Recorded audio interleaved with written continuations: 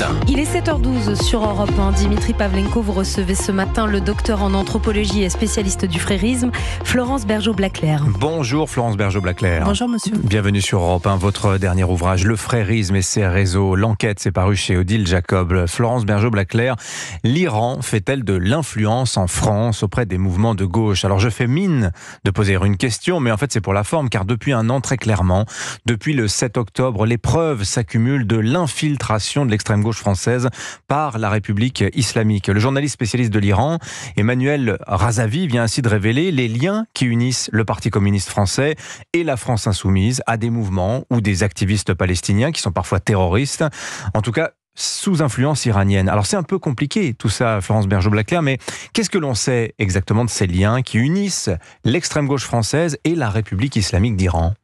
Eh bien, ce lien-là, effectivement, qu'on observe depuis un certain nombre d'années, Emmanuel Razavi, le grand reporter, l'a montré, eh bien, il y a un intermédiaire qui s'appelle les fréristes. Alors, les fréristes, la définition, si vous voulez, c'est une idéologie issue de la confrérie des frères musulmans qui s'est disons, déployée dans l'espace notamment occidental depuis une quarantaine d'années et qui a créé donc ces réseaux. Donc vous avez la confrérie des frères musulmans, ensuite un deuxième cercle dont l'ensemble forme les fréristes, et puis les alliés, c'est-à-dire la gauche radicale et la gauche woke. Et c'est là en fait que se lient en fait la gauche radicale, la gauche et l'Iran, qui va finalement utiliser ces réseaux, la façon dont ils se sont déployés dans l'espace, pour, à l'occasion, donc, sous le prétexte, en fait, des manifestations pro-palestiniennes, qui finissent par être des manifestations pro-Hamas, se déployer dans l'espace européen. Alors, puisqu'on fait un peu de théorie, le frérisme, il est né dans l'univers sunnite. Les Iraniens, eux, sont des chiites. Et pourtant, vous dites qu'ils partagent cette même idéologie frériste, Florence Bergeaud-Blaclair ? Oui, tout à fait. D'ailleurs, quand on regarde l'ayatollah Khomeini, la constitution de l'État islamique d'Iran, de la République islamique d'Iran, il s'inspire tout à fait nettement des préceptes de la vision, de la doctrine des frères musulmans et de Hassan el-Banna, et en particulier de Saïd Qutb. Donc les liens idéologiques sont tout à fait évidents. Après, il y a des intérêts politiques divergents. L'Iran est une puissance militaire, politique, financière, alors que les réseaux dont je parle sont des réseaux beaucoup plus labiles qui traversent les continents. Mais c'est l'occasion pour une puissance comme celle-là, sous le prétexte, j'insiste beaucoup, de la cause palestinienne, d'aller investir en fait ces champs-là nouveaux, et malheureusement avec beaucoup de succès. Et d'ailleurs, il l'assume complètement dans cette vidéo que j'ai postée, je crois, sur Twitter. Absolument. On a un député du Hezbollah, alors qui s'appelle Mohamed Raad, qui explique donc à une chaîne russe, Russia Today TV, c'était en juin 2024, qu'il faut compter sur les manifestations en soutien à la Palestine, miser dessus, celles des étudiants musulmans, mais surtout, dit-il, celles des étudiants occidentaux. Car, dit-il, ce sont eux les plus efficaces à déstabiliser leur propre pays.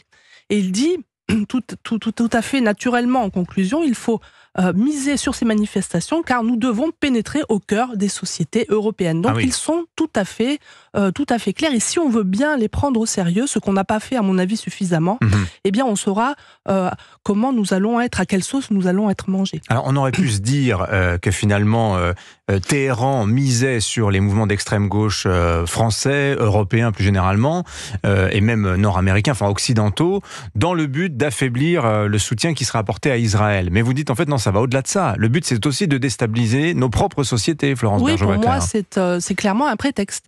Ce qui s'est passé le 7 octobre, ce n'est pas la rue arabe qui se révolte, c'est l'Oumma qui se réveille. C'est pas tout à fait la même chose. Et donc, c'est le West Next. C'est d'abord Israël, venir à bout d'Israël et ensuite s'occuper de l'Occident. Qui sont les poulains aujourd'hui, selon vous, de l'Iran, de la République islamique d'Iran, dans l'extrême gauche française? Aujourd'hui, Florence Bergeaud-Blaclair, on pense à Rima Hassan, par exemple, figure de la France insoumise. Est-ce que vous diriez qu'elle fait le jeu de l'Iran aujourd'hui ? Oui, certainement. Après, vous avez des personnages beaucoup plus obscurs qui ont été postés depuis un certain nombre d'années et qui font partie des réseaux fréristes, qui sont des réseaux plutôt dormants ou qui n'utilisent pas la violence, qui font de l'entrisme. L'infiltration est assez profonde dans notre pays, pas que dans notre pays. C'est vrai aussi des pays européens. Donc, dans tous les grands corps de l'État, on va les rencontrer, mais surtout dans tous les dans grands les corps universités. de l'État. Oui, tout à fait. Dans le ministère de l'Intérieur, ministère de la Justice, dans les comités scientifiques, de formation de ces corps de l'État, on va retrouver des personnages qui sont assez gris, dirais-je. Et puis surtout, puisque comment ils agissent concrètement, ils ne s'adressent pas directement à la base, mais à des influenceurs. C'est-à-dire qu'ils vont mobiliser des influenceurs, des journalistes, des universitaires, des présidents d'associations. Ils vont essayer donc de leur infuser en fait la cause qu'ils défendent à travers un langage révolutionnaire, entre la gauche révolutionnaire, l'intifada, etc. Donc, on a cette polémique, Florence Bergeaud-Blaclair, depuis ce week-end. Pascal Boniface, donc fondateur de l'IRIS, un think tank de recherche, qui traite Karim Bouhamran, le maire de Saint-Ouen, de musulman d'apparence.